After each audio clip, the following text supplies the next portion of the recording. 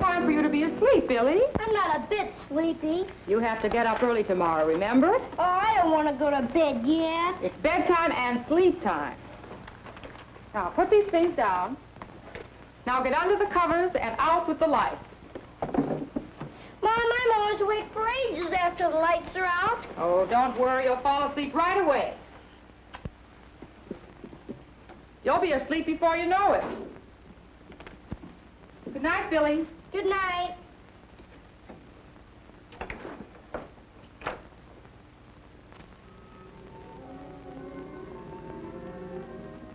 Billy's mother didn't know the real reason why he didn't want to go to bed. When he was left alone in the dark bedroom, Billy became frightened. He didn't understand about fear, that fear is a natural thing and nothing to be ashamed of, and that there's a way to go about getting over some fears. So he had never told his mother about it.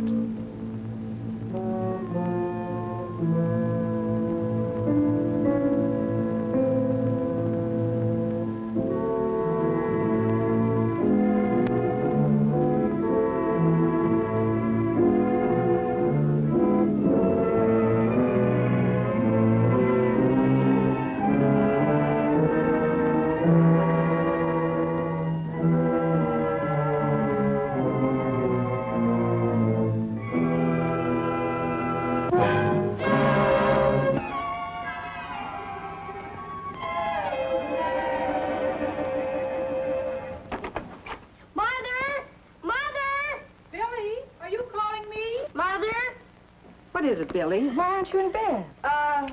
What's wrong, Billy? Is something the matter? Mother. Yes? Is it all right if I leave the lights on just for tonight? Oh, is that what's been bothering you? I thought I saw someone in the room, and I heard noises. Well, noises always seem louder at night, and then we often imagine all sorts of things that aren't true. Tell me, Billy, are you often afraid like this? Lots of nights. Well, I'm sorry you didn't tell me about this before. You should never be ashamed of telling me when you're afraid of something. Fear is nothing to be ashamed of. Everybody's afraid of something or other. It's very natural. Do you remember what happened a few weeks ago, that Sunday morning? I was making breakfast.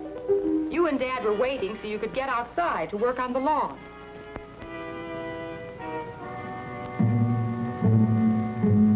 Do you remember how the bacon fat poured over the stove and caught fire? I was terribly frightened. Your father was frightened, too. Then he remembered an old trick about putting out grease fires, and he quickly smothered the flames. We were all frightened of the fire. It was natural. Being afraid was nature's way of warning us that the fire was dangerous and might harm us. That's what fear is, a warning of danger.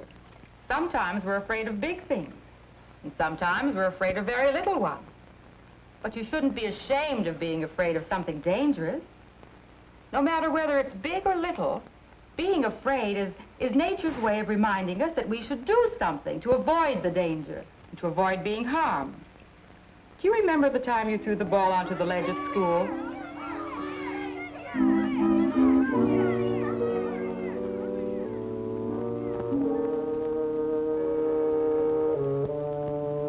Danny was angry at you for throwing the ball out of bounds and insisted that you get it down.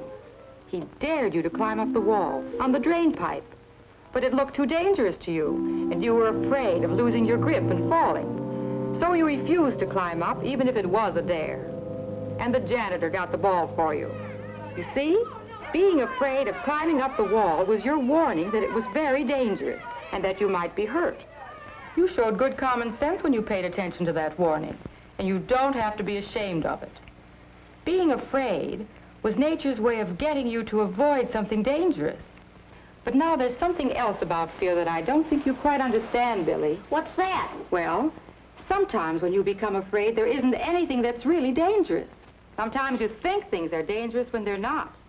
Sometimes you and most other people grow afraid even when they know there's nothing dangerous. Can you think of anything like that, Billy? I know. Kathy Lewis used to be afraid of dogs, even when they were friendly. She was so scared she'd cross the street when she saw one. Well, that's a good example of exactly what I mean. I found it out one day when I was playing with Scrappy. You know, Mr. Rogers' dog? He's friendly. He wouldn't even hurt a flea. I didn't know she was so fraidy, Cat. I called her to come over, but she wouldn't do it. She wouldn't come back even when I told her the dog wouldn't hurt her. She didn't have to be afraid of the dog. It wouldn't have hurt her. Isn't that what you mean, Mom? That's just what I mean. And you remember how afraid Keith Hogan was about learning to swim? That's right. He was scared to go near the water. Yes. Keith was afraid of something that wouldn't hurt him, too. And there's another kind of being afraid when there's no real danger. That's being afraid of what people might think, especially your parents. Do you remember a few months ago when Mrs. Campbell phoned me after dinner? Frank hadn't been seen since school. They were waiting dinner for him, and poor Mrs. Campbell didn't know what to think. Well, you know what happened. They found Frank down in the basement. His report card had some bad grades on it, and he was afraid of what his mother and father would think. Maybe even that they'd stop loving him. Of course, he found out that he shouldn't have been afraid, that his parents would go on loving him no matter what grades he made. So you can see what I mean when I say there was no real danger there. There are many things that people are afraid of when there's really no danger. Things like fear of being laughed at because their clothes are different or because their marks aren't as good as they might be. They're afraid for all sorts of foolish reasons. But suppose you are afraid of something, like dogs or the dark. What can you do about it? Well, each time you're afraid, try to understand whether there's really something to be afraid of. If you're afraid when there's real danger, you can learn ways of protecting yourself. Fear at the right time will make you careful. Fear and wise action, such as Dad took, or such as you took when you wouldn't climb up that wall, you can be proud, not ashamed of. But how can you tell when there's a real danger or not? Just stop and think. Common sense will often help. Then, too, try to remember or find out whether other people are afraid of the same things you are. For instance, Kathy could see that you were playing with the dog and that the dog didn't hurt you. She could know from that there was nothing to be afraid of. That's right. So what Kathy needed to do was to try to understand why she was afraid of dogs. Maybe just getting to know some dogs would have helped her get over her fears. That's what she did do, Mom. Her dad bought her a little puppy to play with. It was the cutest little thing. We all loved it, especially Kathy. That was last summer. Her dog's big now. Kathy took good care of him. He got to know dogs so well that she isn't a bit afraid of them anymore. I guess that's what you mean by getting to know and understand the thing you're afraid of. Yes. Keith got over his fear of the water by taking swimming lessons with a teacher he trusted and believed in. Yeah, he can swim pretty well now. There's another thing you can do to help yourself get over a fear when there's no real danger, and that's to talk about your fear with somebody. Like we're doing now. That's right. You could talk it over with your parents, friends, your teacher, your doctor, someone you're fond of and trust. If Frank had only talked with his mother and father about his fear that they might stop loving him if his report card wasn't good, it would have been better for them all. Of course, his parents didn't realize he felt that way. Perhaps they expected too much of Frank.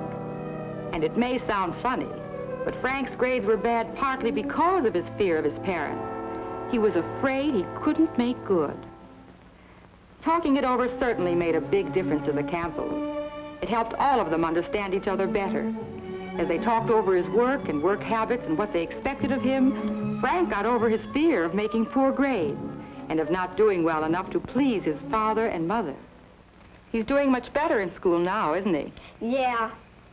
Gee, Mom, it does help a lot to talk things over. Billy, would you like to talk about some of the things that you're afraid of? Like why you don't like the room dark? Well, I'm lonesome. And I'm afraid you and Dad aren't downstairs. That maybe you've gone away. You have my word that we'll never go away without telling you. And of course we'd never leave you alone. Either we or someone else will always be where you can call. How about it? Ready for sleep now? Yeah, I guess so. All right, darling. Good night. What about the light, Billy? Tell you what, Mom. Leave the door open a little instead, will you? That's fair enough. Good night, son.